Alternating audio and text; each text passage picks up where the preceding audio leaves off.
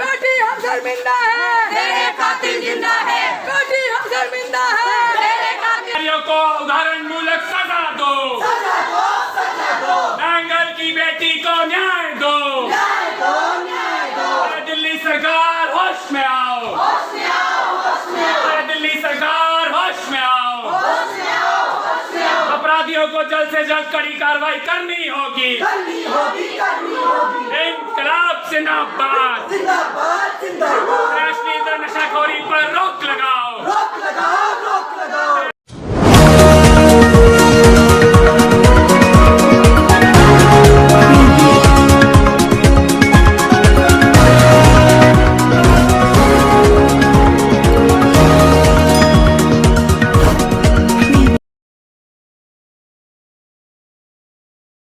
India में आपका हार्दिक स्वागत है।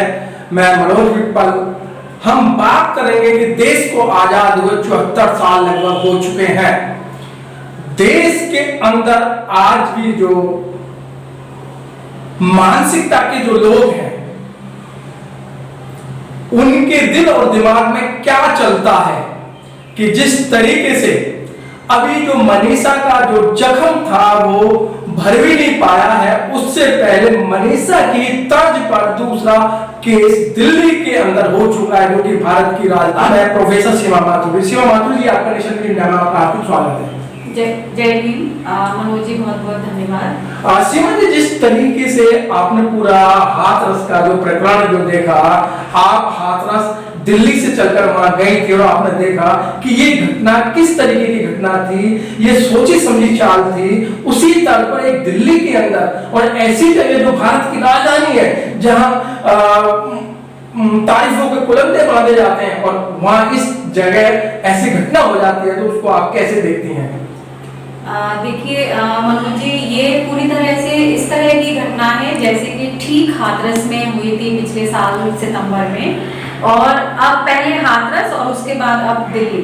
तो दिल्ली के जो कैंटमेंट एरिया है, वहां पर जो दिल्ली कैंट का जो इलाका है, उसमें एक जगह है पुरानी नांगल, जहां पर वाल्मीकि कम्युनिटी के और कुम्हार कम्युनिटी के जो है लोग रहते हैं। तो कल हम वहां पर गए, उनके परिवार से मिले, जो माँ है पीड़िता की, उनसे हमने बात की और घटना स्थल का भी हमने जायजा लिया। तो ये घटना पूरी तरह से सेम उसी पूरी घटना को हमारे सामने फिर से आ गई, वो मनीषा वाली घटना जो हाथरस में हुई थी और अब जो दिल्ली में। तो हम ये कह सकते हैं कि जो हाथरस का कांड था वही यहाँ पर भी दोहराया गया, क्योंकि इस घटना में भी जो है 4 लोग थे गैंगरेप करने वाले, और शमशान भूमि के अंदर हुआ, जो दिल्ली कैंटमेंट जोन है जहां पर आर्मी जो है वो पूरे एरिया को कवर करती है, और जहां पर जो एक मजार थी, पीर बाबा की मजार, और जो शमशान का एरिया था, उसके बीच में मुश्किल से जो है 2 मिनट का भी फासला नहीं होगा, जहां से बच्ची रोजाना जो है वो पानी लेकर के आती थी पीने के लिए।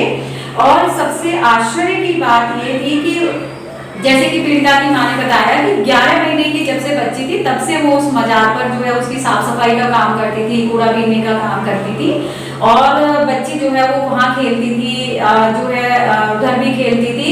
और एक बात यहाँ पर निकल के आई कि जो एक माँ जिसकी बच्ची जो है शादी के 20 साल बाद हुई, अकेली संतान थी उनकी, और उन्होंने बताया कि पढ़ने के लिए उसको नहीं भेजा था। जब हमने उनसे पूछा कि आपकी बेटी पढ़ती थी क्या, तो उन्होंने कहा कि समाज में ऐसी घटनाएं घट रही थी, तो मैं बहुत डरी हुई थी कि बच्ची को मैं अकेला छोड़ दूंगी तो कहीं उसके साथ कुछ ऐसी वैसी घटना ना हो जाए, तो इसलिए मैंने बच्ची को कभी नहीं भेजा बाहर अकेले, और हमेशा मैं अपने साथ उसको रखती थी।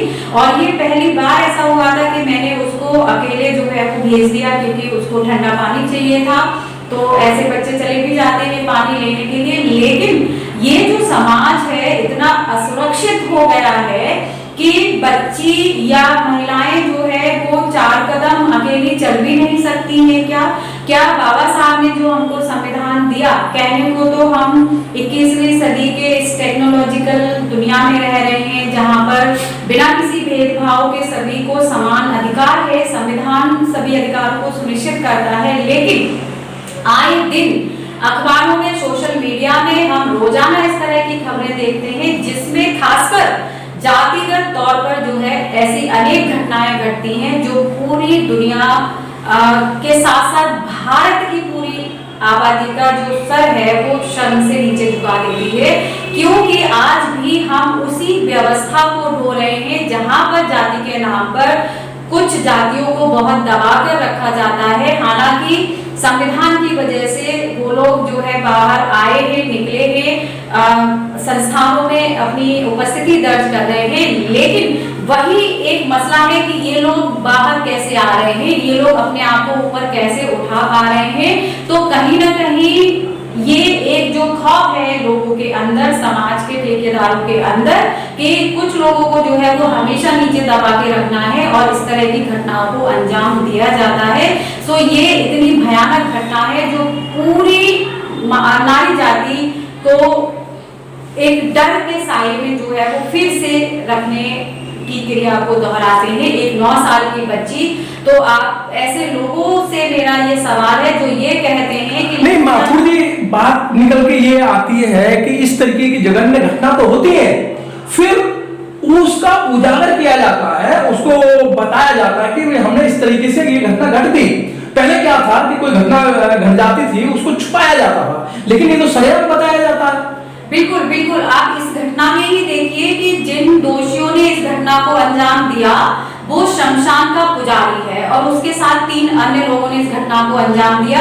लड़की के साथ गैंगरेप किया, उसको मार दिया और फिर उसके बाद वही लोग लड़की के माँ बाप को बुलाते हैं और उनको ये बताते हैं कि करंट लगने से इसकी मौत हो गई है और इसको फटाफट जो है वो जल्दी से जला दो। जब माँ इस बात का विरोध करती है, क्योंकि एक माँ जो बच्ची को सही हालात में छोड़ती है और अचानक से देखती है कि उसकी बच्ची नहीं है, तो उसके दिमाग में क्या आएगा, वो क्या सोचेगी कि पुलिस में खबर करनी है या क्या करनी है। फिर भी वो शोर मचाती है और लोग आते हैं, लेकिन इसी दौरान जो है उस लड़की को लकड़ियां इकट्ठी करके उस पर उल्टा लिटा दिया जाता है और उसको जला दिया जाता है। और जब गांव वाले इकट्ठे होते हैं, मारपीट करते हैं, पंडित को पूछते हैं, तो वो खुद गांव वालों के सामने कबूलता है कि हाँ हमने इसके साथ गलत काम किया और हमने ही इसको मार दिया। तब भी सवाल ये है कि पुलिस अभी भी किस बात का इन्वेस्टिगेशन जो है वो करेगी, जैसा कि कहा भी गया है पुलिस के द्वारा कि हम इन्वेस्टिगेशन करेंगे। 60 दिन का समय मांगा गया है कि जब मौजूद हैं। लेकिन मैडम आप कह रही हैं पुलिस इन्वेस्टिगेशन कर रही है और जिस तरीके से माँ बाप ने पुलिस को इन्फॉर्मेशन दी या पुलिस वहां आई, उस पुलिस ने उन माँ बापों को ही उठाकर बंद करने की धमकी दी और उनको बेरहमी से पीटा। बिल्कुल, पूरी रात जो है थाने में, क्योंकि उन लोगों को भी जिन पर आरोप लगाया गया उनको भी और इन लोगों को भी जो है वो थाने में रखा, तो माँ बाप को थाने में रखा। माँ उनकी जो है कल बता रही थी कि हम लोगों को इतना डराया धमकाया गया और अलग लॉकअप में माँ को रखा गया और उसके पिता को अलग लॉकअप में रखा गया और पिता को बहुत मारा गया। लड़की के पिता जो थे उनको साथ मारपीट की गई और उनसे ये कहा गया कि आप जो है बताइए कि मौत जो है उससे करंट से हुई है, ऐसी कोई घटना नहीं हुई है क्योंकि समाज में तुम्हारी बदनामी होगी। तो जो ये समाज में बदनामी का जो डर है, जो ये बना के रखा गया है हुआ कि मतलब इज्जत चली जाएगी, तो वैसे भी जो है वो इज्जत कौन सी है, क्योंकि पूरा समाज जो पूरा वर्ण व्यवस्था पर हायरार्किकल जो व्यवस्था है उसमें शूद्र तो वैसे भी नीचे आते हैं, तो उनकी तो वैसे भी इज्जत नहीं है। तो उनको कभी बारात जो है लेके जा रहा है तो मोरी से उतार देना। अभी पिछले दिनों एक घटना आई थी कि एक जो चमार लड़का था उसने ठीक से काम नहीं किया उसमें गैराज में, तो उसके गुप्तांगों में जो है पेट्रोल डाला गया। अभी आपने भी सुना होगा कि उसमें काफी ये न्यूज चली। तो इस तरह की जो घटना है वो एकदम क्रूरता की हदें पार कर देती है कि आप किसी एक व्यक्ति के प्रति जो है इतने कैसे। और हाँ, अभी एक कल की ही एक घटना है जो हॉकी टीम जो है वो जीत करके लड़कियों की जो है, तो उसमें जो ढोल नगाड़े और सेलिब्रेट किया जा रहा है उस जीत को, लेकिन उसमें जो लड़की है उसके लिए ये कहा जा रहा है विजेता के प्रति कि कपड़े उतार के नाचो और नंगे होके नाचो। तो इसका मतलब क्या है कि दलित मानसिकता आप देखिए कि किस तरह से, तो किसी ने मेरी पोस्ट पर कमेंट भी किया था कि इस तरह के केसों को जाति से जोड़कर नहीं देखा जाना चाहिए, क्योंकि जो ओलंपिक में जीत के आते हैं उनके साथ तो आप जाति की बात नहीं करते, लेकिन जब इस तरह की घटनाएं होती है तो जाति की बात करते हैं। तो उसके लिए मैं ये कहना चाहती हूँ कि लो अब देख लो, जो जीत करके भी आए हैं तो अगर वो किसी पर्टिकुलर कास्ट से हैं, कम्युनिटी से हैं, तो उन पर भी उनकी जातिगत जो मानसिकता है वही हावी रहती है और वो ऐसा ही व्यवहार करते हैं। तो चाहे वो ओलंपिक में जीत के आए और चाहे वो सामान्य जो है वो गुड़िया और मनीषा जैसी लड़कियां हो, उनके साथ वो जातिगत भेदभाव हमेशा रहता ही है। लेकिन मैडम मनीषा के केस में कह दिया गया था कि तो वो लड़की बालिग थी कि उसका अफेयर था, लेकिन इस छोटी सी मासूम बच्ची का सिर्फ कसूर ये था कि ठंडा पानी ले लो, तो ठंडे पानी में कहां से अफेयर हो गया? बिल्कुल, तो वो ऐसे जो है एक मैं वीडियो देख रही थी, तो उसमें एक पंडित जी है, नाम नहीं मैं उनका लेना चाहती, तो उन्होंने बिल्कुल पब्लिकली बोला था कि लड़कियां जो है वो फटी जीन्स पहनती है, टाइट कपड़े पहनती है, तो आदमियों का जो है वो दिमाग गड़बड़ा जाता है। तो कहने का मतलब क्या है कि मतलब आप जो है कंट्रोल पे नहीं है, लड़कियों के कपड़े पहनने से या टाइट कपड़े पहनने से आपका मानसिकता खराब हो जाती है, लेकिन जो चीज छोटी बच्चियां हैं, जो ये 9 साल की बच्ची है, 3 साल की बच्ची है, 6 महीने की बच्ची है, उसने किस तरह का प्रदर्शन किया, उसने क्या प्रदर्शन किया, या कोई बूढ़ी बुजुर्ग है उसके साथ जब इस तरह की घटना होती है तो वो किस तरह का जो है अंग प्रदर्शन करते हैं।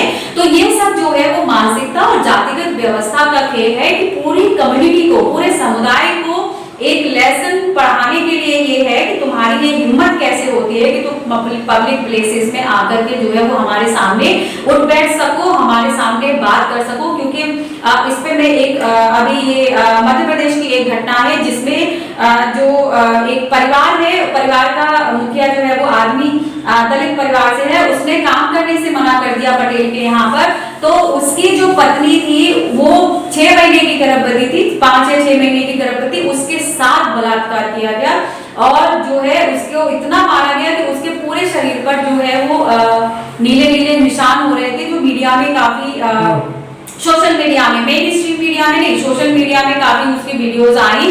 तो आप ये देखिए कि आदमी मना कर रहा है लेकिन सजा किसको मिल रही है? उसके परिवार को।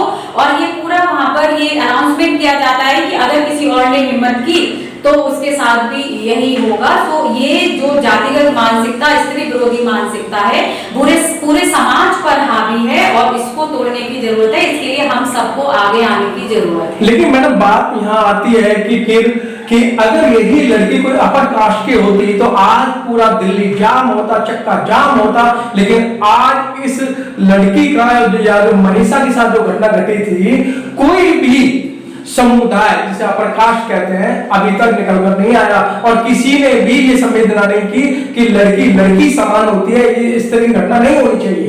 बिल्कुल सर, बिल्कुल सही बात कह रहे हैं, क्योंकि अगर ये लड़की जो है अपर कास्ट से होती या गरीब नहीं होती तो शायद आज पूरा देश जो है इसके फेवर में खड़ा होता, आंदोलन कर रहा होता और उसके न्याय के लिए मांग कर रहा होता। क्योंकि मैं लगातार 3 दिनों से जो है नजर रखे हुए हूँ और मैं देख रही हूँ कि वहां पर अभी तक जो है वो या तो दलित रिप्रेजेंटेटिव एज अ इंडिविजुअल पहुंचे हैं या फिर जो इस पर्टिकुलर समुदाय के लिए संगठन काम कर रहे हैं वो पहुंचे हैं। अभी तक भी कोई बड़ा संगठन जो है वो हमें दिखाई नहीं दिया है। अब इतना सब समझ ही रहे हैं कि कितने संगठन हैं जो काम कर रहे हैं, जो वहां पर अभी नहीं आए हैं। या फिर आप ये देखिए कि महिला आयोग, राष्ट्रीय महिला आयोग और दिल्ली महिला आयोग यही दिल्ली में ही है।